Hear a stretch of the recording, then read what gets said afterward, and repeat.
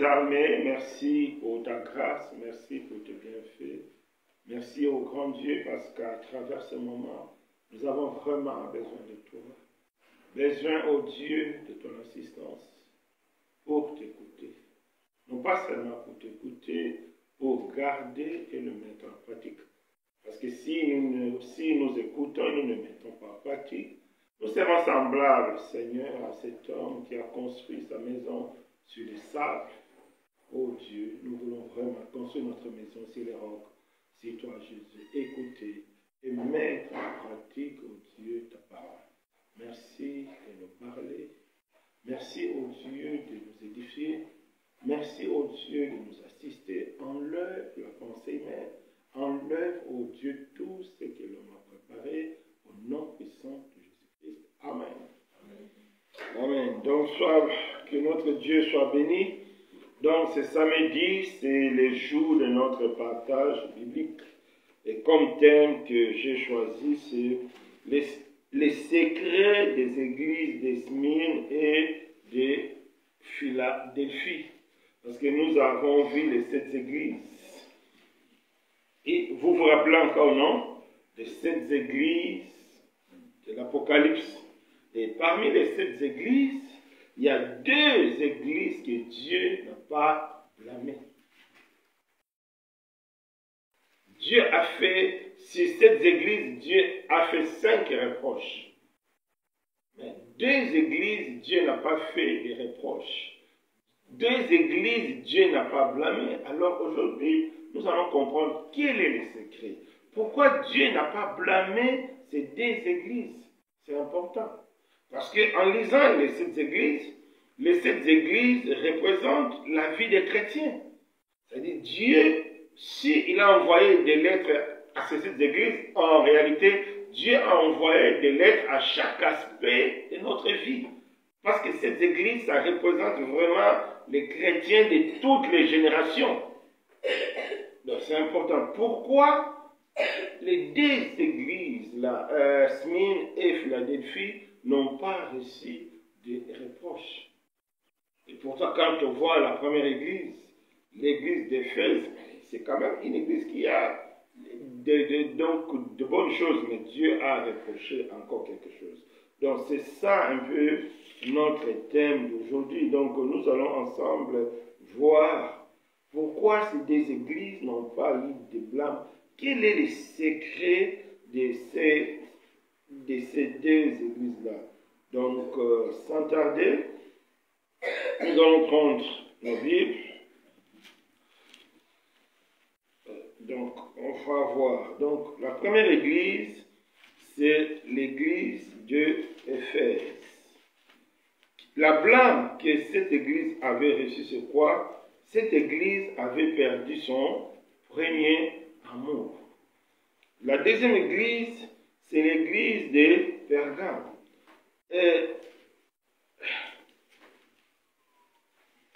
Le reproche que Dieu a fait à cette église de Pergame était quoi? C'était une église qui est entrée dans la compromission. Et la troisième église, c'est l'église de Thyatire.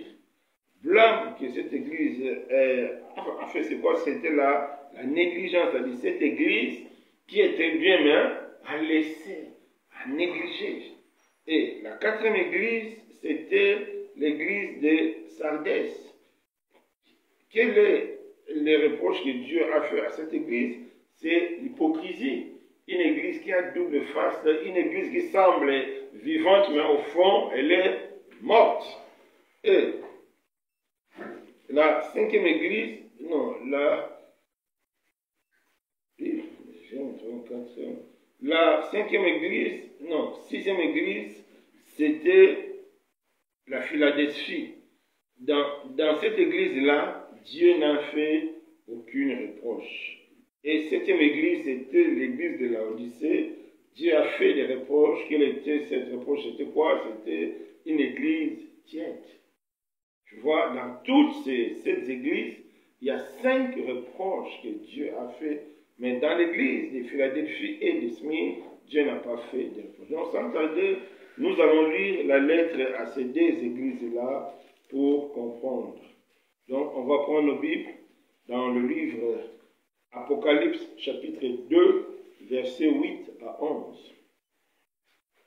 Apocalypse, chapitre 2, versets 8 à 11. Écrit à l'ange de l'église des Smyrne. Voici ce que dit le premier et le dernier. C'est lui qui était mort et revenu à la vie. Je connais ton affliction et ta pauvreté, bien que tu sois riche. Et les calomnies de la part de ceux qui se disent juifs et ne le sont pas, mais qui sont une synagogue de Satan. Ne crains pas ce que tu vas souffrir. Voici, le diable jettera quelques-uns d'entre vous en prison, afin que vous soyez éprouvés. Et vous aurez une tribulation de 10 jours. Sois fidèle jusqu'à la mort, et je te donnerai la couronne de vie. Que celui qui a des oreilles entende ce que l'Esprit dit aux églises.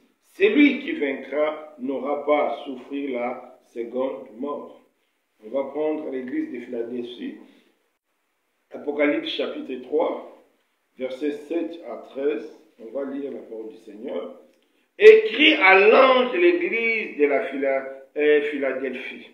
Voici ce que dit le Saint, le véritable, celui qui a les clés de David, celui qui ouvre et personne ne fermera, celui qui ferme et personne n'ouvrira. Je connais tes œuvres, voici, parce que tu as de la puissance, et non, parce que tu as peu de puissance, et que tu as gardé ma parole, et que tu n'as pas renié mon nom. J'ai mis devant toi une porte ouverte, que personne ne peut fermer.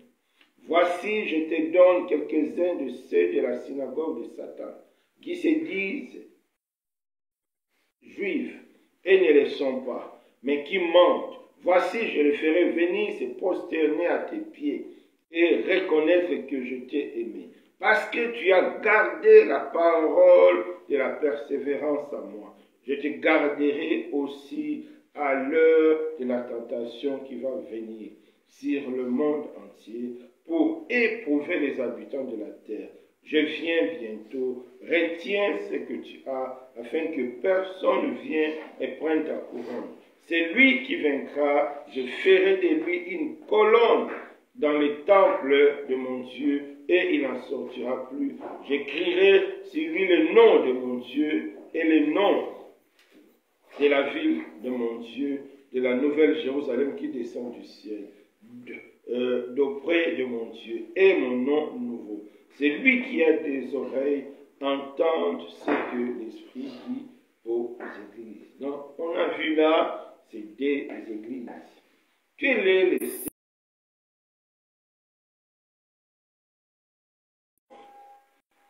mais qui a gardé la fidélité. Sois fidèle jusqu'à la mort. C'est-à-dire, malgré tout ce qui s'est passé dans cette église, malgré la tribulation, la souffrance, malgré que Satan, il dit, là, qui ne sont pas, mais qui sont en synagogue de Satan, ne crains pas que Satan va jeter. C'est-à-dire, Satan a vraiment travaillé. Ici, quand on dit Satan, ce n'est pas Satan lui-même, c'est-à-dire les agents de Satan qui persécutent l'Église, les agents de Satan qui font mal aux chrétiens, qui font souffrir les chrétiens. Mais malgré tout ça, c'est une Église qui est restée fidèle, qui devait même passer pendant 10 jours de la tribulation. 10 jours dans la tribulation, c'est-à-dire, donc cette église va passer vraiment un temps dans la tribulation, parce qu'un jour devant Dieu, c'est comme 1000 ans, 1000 ans, c'est comme un jour. Donc quand on dit 10 jours, c'est vraiment une période assez longue.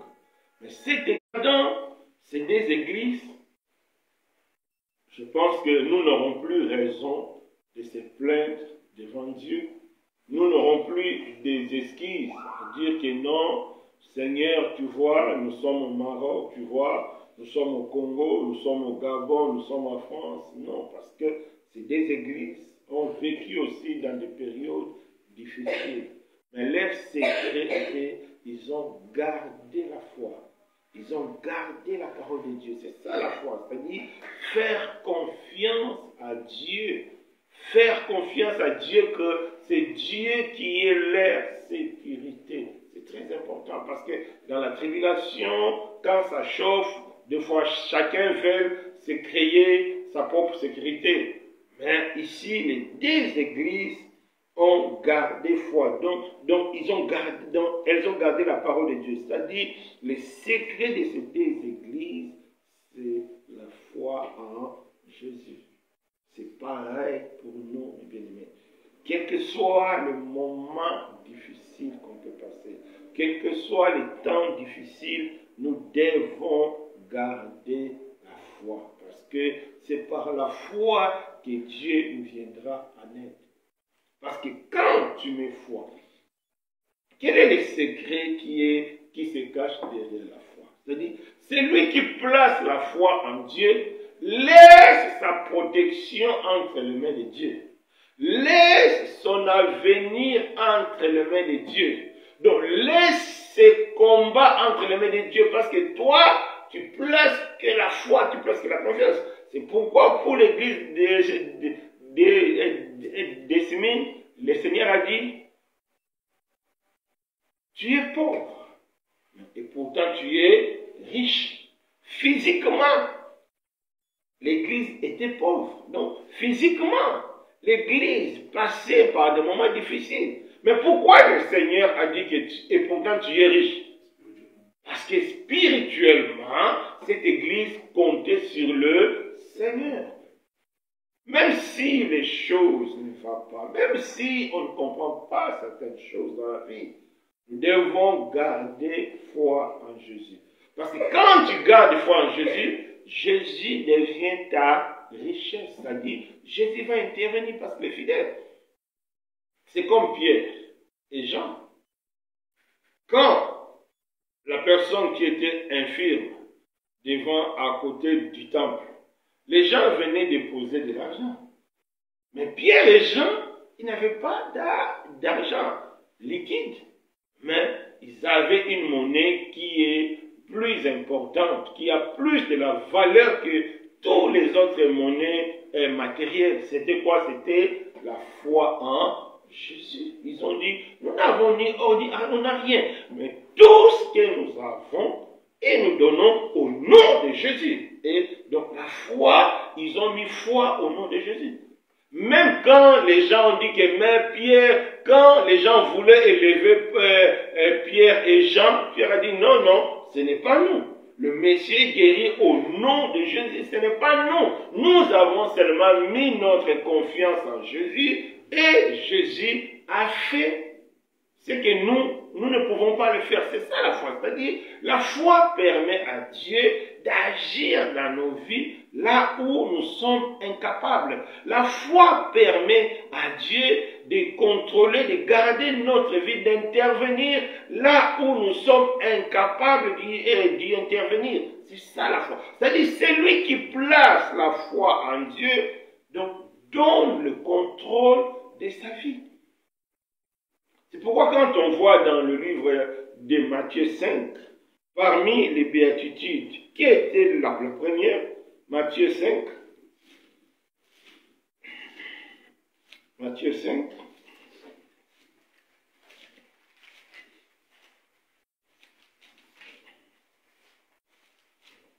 Matthieu 5.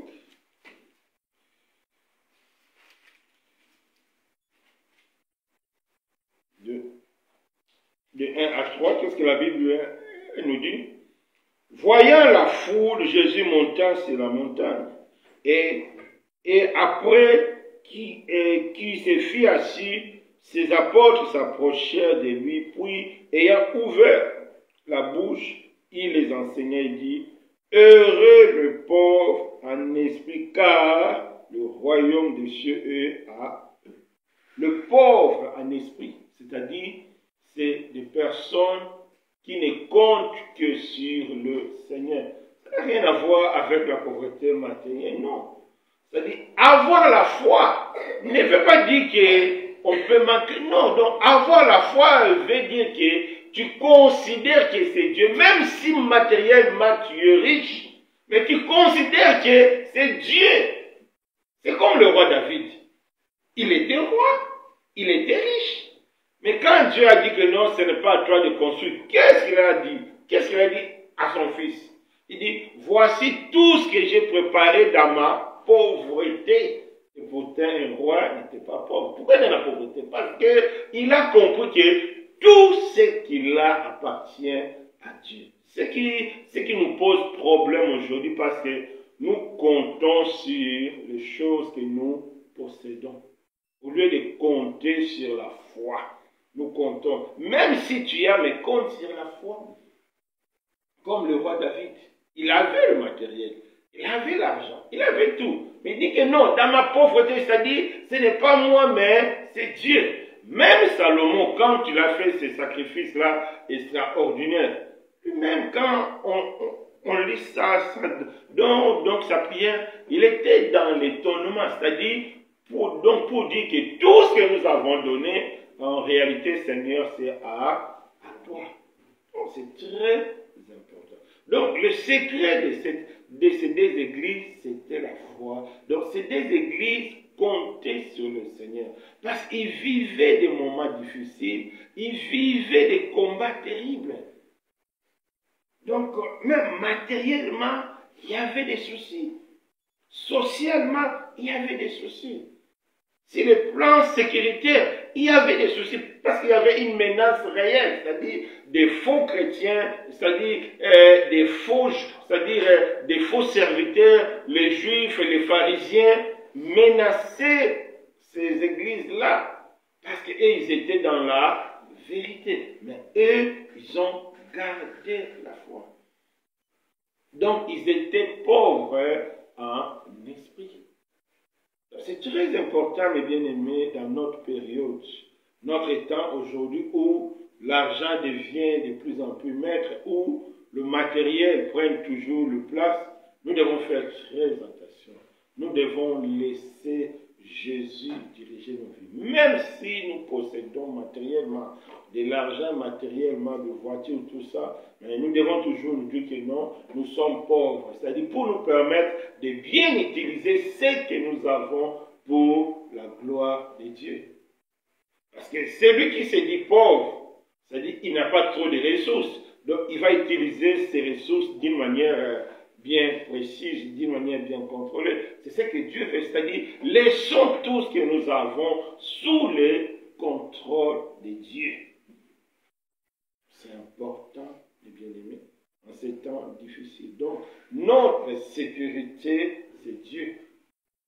Toujours quand on prend Matthieu 6, Matthieu 6, qu'est-ce que le Seigneur nous dit? Matthieu 6, à partir du verset 25, la Bible nous dit quoi? Matthieu 6, verset 25. Alors ça, tu peux nous lire? Matthieu 6, verset 25 à 26. C'est pourquoi je vous dis, ne vous inquiétez pas de ce que vous mangerez et boirez pour vivre, ni de ce dont vous habillerez votre corps. La vie n'est-elle pas plus que la nourriture, et le corps plus que le vêtement? Regardez les oiseaux du ciel, ils ne sèment pas et ne moissonnent pas, ils n'amassent rien dans des greniers, et votre Père céleste les nourrit. Ne valez-vous pas beaucoup plus que... Tu peux lire 27. Qui de vous, par ses inquiétudes, peut ajouter un instant à la durée de sa vie? Donc, on voit ici le Seigneur qui nous parle que ce n'est pas la peine de s'inquiéter. Ce qu'on va manger, comment on va s'habiller, comment le lendemain. Pourquoi? Parce que Jésus sait que c'est lui qui est le gardien. C'est Dieu qui pourvoit. Même quand ça ne marche pas, même quand ça ne va pas, parce que ces deux églises-là vivaient dans des pays difficiles, parce que le Seigneur a commencé par « Je connais ton affliction », c'est-à-dire « Je connais tes difficultés, je connais tes souffrances, je connais tout, mais tu as gardé ma parole. Je sais que tu es riche, mais tu es pauvre. » Parce qu'il comptait sur le Seigneur. Et le Seigneur nous dit, nous ne devons pas nous inquiéter, donc nous devons faire confiance à Dieu. Donc la foi nous permet de faire confiance à Dieu. La foi nous permet de donner notre vie à Dieu, que Dieu prenne le contrôle. C'est important. Surtout quand je répète encore, nous vivons des temps troubles, où les choses deviennent de plus en plus difficiles. De plus en plus difficiles. Un jour, j'ai discuté avec une personne, une sœur, elle me dit, ah, moi je cherche le mariage, comment je vais faire? Elle m'a même demandé, est-ce que si elle fait des pratiques, comment on dit, bon, elle a dit, c'est-à-dire les gens qui font comme la divination, voire, elle dit, est-ce que si je n'ai pas consulté des personnes qui font de telles choses, est-ce que c'est mauvais? Pourquoi une telle pensée est venue? Parce que la personne me dit, voici mon âge, je n'ai pas de travail, je n'ai pas de mari, je n'ai rien, la famille est pauvre. Oui, ça fait réfléchir. Quand tu vois devant toi, il n'y a rien, la famille est pauvre, tu es célibataire, l'âge avance, tout, c'est-à-dire, tout ça est devant nous. Qu'est-ce qu'il faut qu'on fasse? C'est pareil, c'est des églises. L'autre était pauvre, l'autre avait peu de puissance, c'est-à-dire incapable de se défendre, c'est ça. Donc quand je dis peu de puissance, tu es incapable de se défendre. Mais dans son incapacité, elle a quand même persévéré, elle a gardé la parole de la persévérance, tu vois. L'autre a gardé, donc l'autre était fidèle jusqu'à la fin, l'autre a gardé la parole de la personne. C'est-à-dire, c'est la foi qui faisait leur force. Donc, nous devons vraiment, mes bien-aimés, faire confiance à Dieu. C'est des églises, on fait confiance à Dieu. C'est des églises, on laissait que Dieu dirigeait leur vie. C'est pourquoi Dieu ne les a pas fait des reproches. Parce qu'ils comptaient sur Dieu. Cela ne veut pas dire que dans leur façon de vivre, il n'y avait pas eu de dérapage de péché. Non, c'est pas ça. Dieu nous sauve non pas parce que nous ne commettons pas de fautes, non. C'est parce que nous plaçons notre vie en lui. C'est-à-dire, c'est Jésus qui est notre vie, c'est Jésus qui est notre façon de faire. C'est pourquoi Dieu nous pardonne, parce que nous faisons confiance à lui. Celui qui ne fait pas confiance à Dieu, celui qui ne place pas sa vie en Dieu, ne sera pas pardonné. Pourquoi Dieu va te pardonner? Non. Dieu pardonne parce que Dieu sait que tu comptes sur lui. Dieu sait que tu comptes sur le sang de Jésus. Dieu sait que tu comptes sur la croix. C'est pourquoi Dieu pardonne. C'est important. Donc la foi, c'est vraiment lorsque nous comptons sur Dieu. Même si nous possédons, même si nous avons beaucoup de moyens, mais nous comptons sur Dieu. Donc tout ce que nous aurons à faire, c'est par la grâce de Dieu. Ce n'est pas par nous-mêmes. Donc, c'est un peu ça, la situation de ces deux églises. Toujours dans Matthieu 6, qu'est-ce que le Seigneur nous dit? Verset 34. Matthieu 6, verset 34.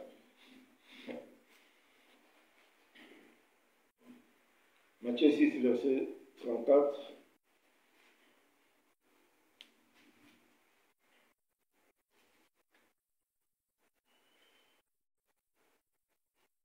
Matthieu 6, verset 34.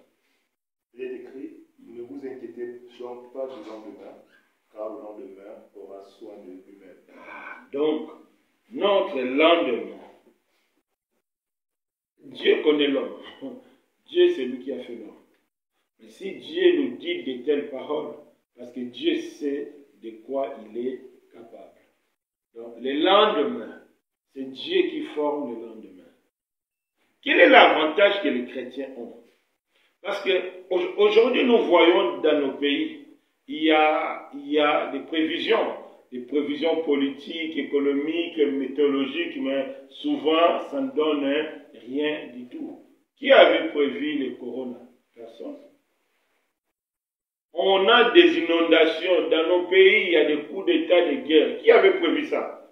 Personne.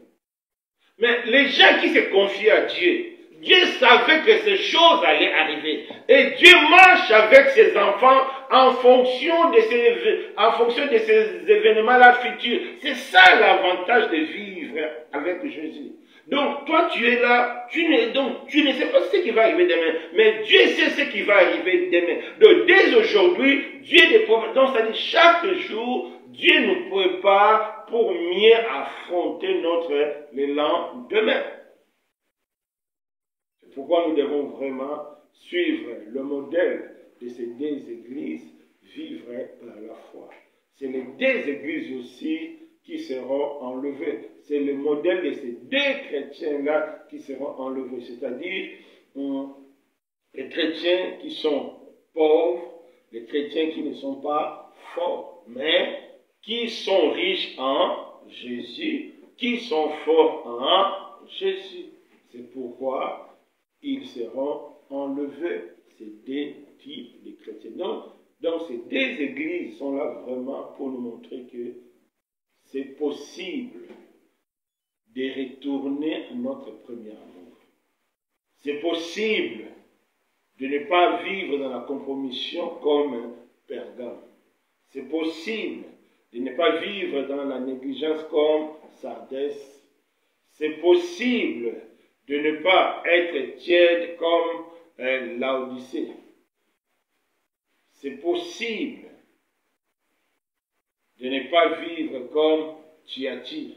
Donc, c'est vraiment possible de vivre sans hypocrisie, de vivre sans négligence, de vivre sans la compromission. C'est possible vraiment de retourner à notre premier amour. Si les deux églises ont tenu ferme, c'est que les deux autres églises aussi, et non, les 5 autres églises aussi avaient la possibilité de tenir ferme. Par là, Dieu veut nous dire ceci. Quel que soit tout ce qu'on peut traverser, les échecs,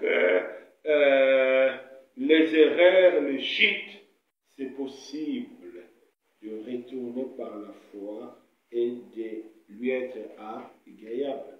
C'est pourquoi la Bible dit, sans la foi, personne ne peut être agréable à Dieu. Donc, mon bien-aimé, c'est ça un peu le secret qu'on peut voir. Maintenant, c'est à nous de sonder les Écritures pour voir. Parce que le Matthieu 6, dans Matthieu 6, le Seigneur nous montre des éléments qui peuvent vraiment nous aider. On va prendre Matthieu 6, verset 19. Matthieu 6, verset 19 à 21. Matthieu 6, verset 19 à 21. Matthieu 6, verset 19 à 21. Matthieu 6, verset 19 à 21, il est écrit « Ne vous amassez pas des trésors sur la terre, où la teigne et la rouille détruisent, et où les voleurs percent et dérobent. Mais amassez-vous des trésors dans le ciel, où la teigne et la rouille ne détruisent point, et où les voleurs ne percent ni ne dérobent.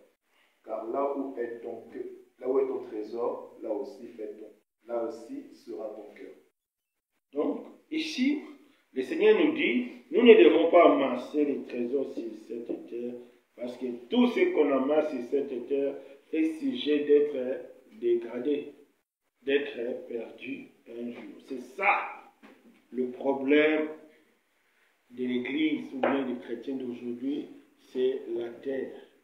Maintenant, comment nous comprenons cela et comment on peut faire face à tout ça?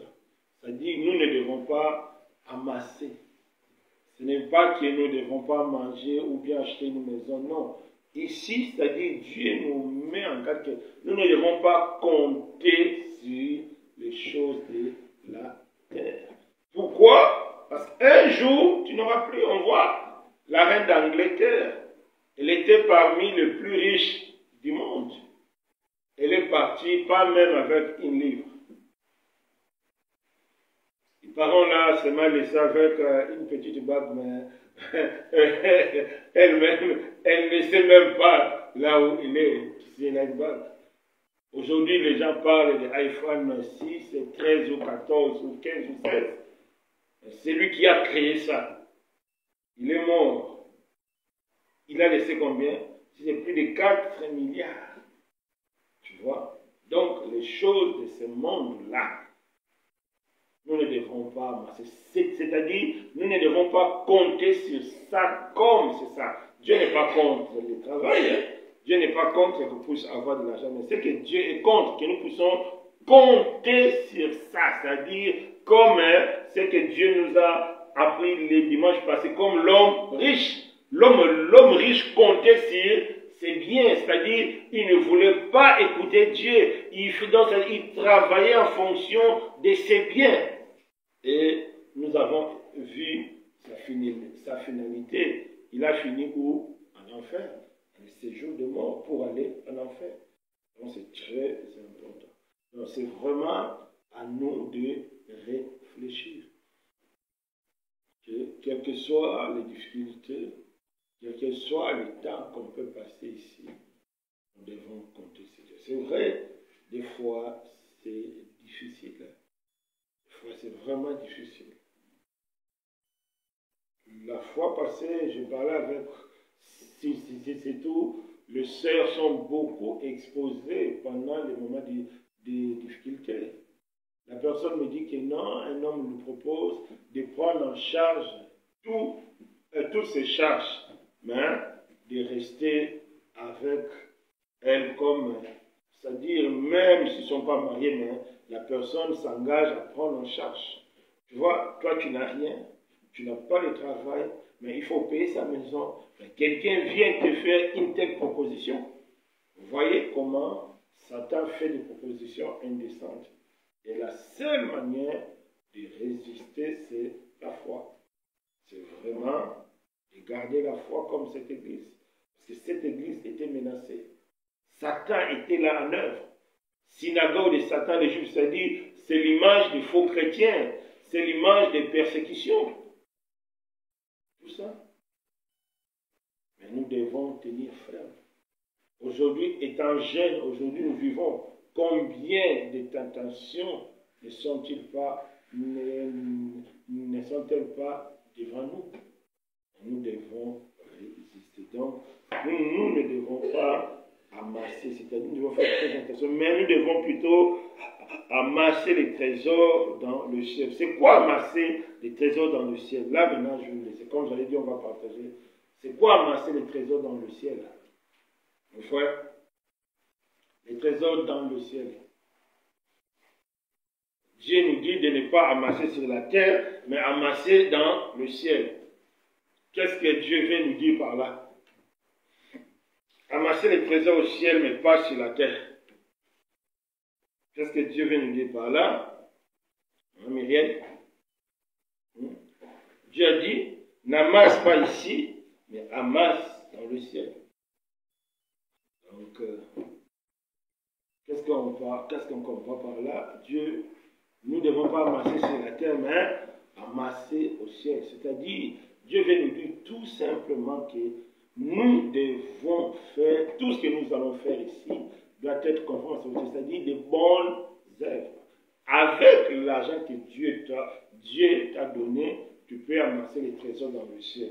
Quand tu utilises cet argent selon la volonté de Dieu, dans l'amour, il y a la libéralité, il y a la compassion, on aide ceux qui sont dans le besoin. C'est-à-dire, ce qu'on a ici, on l'utilise sur la terre, mais la manière d'utiliser sur la terre nous permet d'amasser. Qu'est-ce qu'on amasse dans le ciel? C'est le bon œuvre. C'est-à-dire, n'utilisons pas nos moyens sur la terre d'une manière égoïste. Non. Utilisons conformément à la volonté de Dieu. Partagez, amour. Participons à l'œuvre de Dieu. Mettons nos temps. Nous avons une richesse précieuse. Des fois, nous oublions les temps. Les temps, c'est une richesse précieuse que Dieu nous donne. C'est 24 heures. Qu'est-ce qu'on fait avec cette richesse-là? Des fois, on investit que sur la terre. Pour le match, on est là. Pour le film, on est là. Pour des visites, pour les souks, c'est ça. Rien que pour la terre. Est-ce que notre temps, nous investissons aussi pour le ciel? Comment on peut investir notre temps pour le ciel? C'est quand nous prenons le temps pour la prière. Quand nous prenons le temps pour visiter ceux qui sont dans les difficultés, ou bien ceux qui ont besoin de nous, quand on prend notre temps pour évangéliser dans l'œuvre de Dieu, c'est ça, investir pour le ciel. Donc, le même temps qui est richesse, on peut seulement investir sur la terre. Quand on travaille que pour les choses de la terre, je vais aller accompagner quelqu'un, je vais faire ceci. Dieu n'est pas contre cela, mais quand on fait tout ça que pour la terre, c'est comme à l'époque de Noé. Qu'est-ce que la Bible dit? Les gens se mariaient, baptisaient. Est-ce que se marier, c'est un péché? Non. Est-ce que construire une maison, c'est un péché? Non. Est-ce que travailler, c'est un péché? Non. Mais pourquoi, dans ces cas-là, cela leur a causé préjudice? Parce qu'ils n'ont travaillé que pour la terre. Donc, ils n'ont pas saisi les opportunités que Dieu les a données pour faire de bonnes œuvres, pour faire profiter Dieu, c'est-à-dire pour accomplir la volonté de Dieu. C'est très important. Donc, les opportunités que Dieu nous donne, on peut soit l'investir pour la terre ou l'investir pour le ciel, quand Dieu trouve son intérêt dans tout ce qu'il nous donne. Dieu nous a donné le PC. Quand on prend le PC là seulement pour regarder les matchs et les films, Dieu ne gagne rien du tout. Mais quand on prend ce PC pour écouter de bonnes prédications, pour être bien enseigné, tu vois, le même PC, mais ça nous fait gagner pour le ciel. Donc l'utilisation de ce que nous avons, c'est ça qui déterminera si nous investissons sur la terre ou bien nous investissons dans le ciel. C'est très important. Donc, c'est pourquoi dans Matthieu 6, 19 à 21, Dieu nous dit, faisons très attention dans la manière dans laquelle nous utilisons la richesse qu'il nous donne. La richesse, comme on a vu, ce n'est pas seulement l'argent. Notre temps, c'est une richesse. La santé physique, c'est une richesse. Aller à l'hôpital, tu vas comprendre que être en bonne santé, marcher, c'est quelque chose de très important. Aujourd'hui, je vois mon frère costaud qui est ici, il est malade. Pour même se lever, il me dit que non, je ne peux pas. Tu vois? De la santé, quand tu as la santé, est-ce que tu investis sur la terre ou bien tu investis dans le ciel? Quand tu as la santé, tu fais que les choses de la terre, Dieu ne trouve pas son compte. Au lieu de prier, je suis fatigué, évangéliser, je suis fatigué, lire la Bible, je ne le fais pas. Tu n'investis pas au ciel. Donc c'est très important. Donc, bien aimé, c'est ça un peu la pensée que j'ai eue pour partager avec vous. La richesse de ces deux églises, c'est la foi. Or, ces deux églises traversent la même période que nous. Peut-être même leur période, c'était pire. Aujourd'hui, nous ne sommes pas menacés de la prison. Mais eux, ils étaient menacés de la prison. Eux, ils étaient menacés de persécutions. Mais ils ont quand même gardé la parole de Dieu. Et Dieu nous montre encore une autre manière de gagner, c'est d'investir au ciel. C'est-à-dire, avec toute la richesse qu'il nous donne, avec tout ce qu'il nous donne, on peut vraiment faire de bonnes affaires pour le ciel. Pourquoi dans le ciel? Parce qu'un jour, on va le retrouver. Aujourd'hui, mes bien-aimés, tu peux acheter iPhone 50 ou bien 1000. Les gens vont t'acclamer. Mais le jour où ça va tomber en panne, c'est fini. Tu ne vas plus. Mais si tu as pris cet argent-là, tu as utilisé ça pour la gloire de Dieu. Tu as aidé, tu as contribué, tu as montré la libéralité, tu as appliqué la règle d'égalité. Bien que tu n'auras plus ça, c'est fini. Un jour, dans l'éternité, tu vas le retrouver. C'est pourquoi il y a les tribunaux de Christ qui va nous couronner. C'est pourquoi l'Éternel nous encourage d'investir au ciel parce qu'il y a les tribunaux de Christ. Et cette église, les deux églises-là ont investi pour le ciel. Et même sur la terre, le Seigneur les a garantis. Il dit que non, c'est moi qui contrôle tout. Quand je ferme, personne ne peut ouvrir. Quand j'ouvre, personne ne peut fermer. Donc si tu es ferme dans la foi, si Dieu t'a appelé à occuper un poste ou bien faire quelque chose, personne ne peut t'empêcher. Même tous les sorciers de ton village, si ils se sont ligués contre toi, il ne pourra pas te vaincre parce que c'est Dieu qui contrôle tout. C'est ça, mon bien-aimé. Donc, que Dieu nous fasse grâce à garder la foi. Donc, personne n'aura d'excuses devant Dieu par rapport à sa situation présente. Personne n'aura d'excuses devant Dieu par rapport à l'environnement. Personne n'aura d'excuses devant Dieu à cause du besoin naturel, non. Parce que ces deux églises ont vécu presque dans la même période similaire que nous, mais elles ont gardé la foi. Amen. Je ne sais pas s'il y a des questions. On va passer d'y partager. On va partager. Des questions? Ou bien ajout? Est-ce qu'on ne peut pas dire que ces deux églises ont gardé et la foi et l'amour en Christ? Oui, parce que la foi se manifeste que par amour. Aujourd'hui, je vois certains chrétiens disent que non, j'applique quand même les 10 commandements. Non. Aujourd'hui, les chrétiens n'appliquent plus la loi de Moïse. Aucune loi de Moïse les chrétiens appliquent. Les chrétiens ne vivent que par la foi. Et la foi ne se manifeste que par l'amour. Et quand tu as l'amour, c'est là que tu vas accomplir tout ça.